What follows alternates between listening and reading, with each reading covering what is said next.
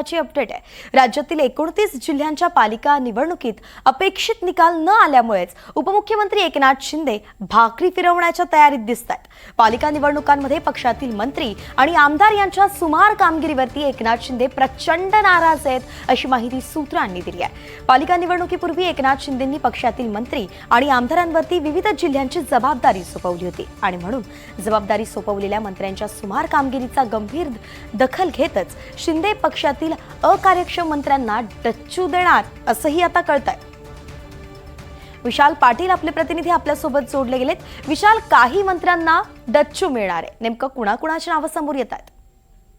नक्कीच वैष्णवी, खरं तर निवडणुकांपूर्वीच मंत्र्यांवरती जबाबदारी दिली होती आणि त्याच्या आधीच त्यांना स्पष्टपणे सांगण्यात आलं होतं की एक प्रकारची तुमची लिटमस टेस्ट आहे। त्याच अनुषंगानं मंत्री आणि पदाधिकारी यांच्यावरती सर्व जबाबदारी जी आहे ही शिंदेंनी मंत्र्यांवरती दिली होती।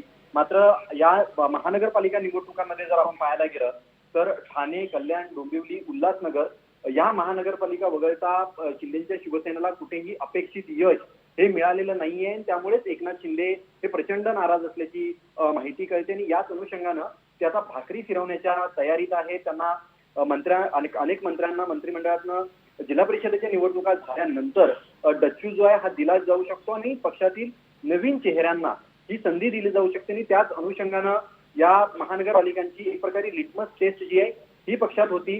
आता एकनाथ शिंदेची अशी भूमिका आहे की पक्षात नवीन चेहऱ्यांना संधी देऊन येणाऱ्या 5 वर्षात विधानसभेच्या निवडणुकांच्या 29च्या तयारीनं पक्ष बांधणी करायची आणि नवीन चेहऱ्यांना संधी द्यायच्या अशाच पद्धतीनं आता तयारी जी आहे ही एकनाथ शिंदेने सुरू केलेली आहे आणि जिल्हा परिषदा निवडणुकांनंतर शिवसेनेत मोठ्या पद्धतीचे फेरबदल होण्याची शक्यता वर्तवली जाते। वैष्णवी, धन्यवाद विशाल, अगदी सविस्तर अपडेट आपण दिली आहे। एकंदरीतच नवीन चेहऱ्यांना संधी मिळणार आहे, मोठे बदल शिंदे सेनेत होण्याची शक्यता आहे।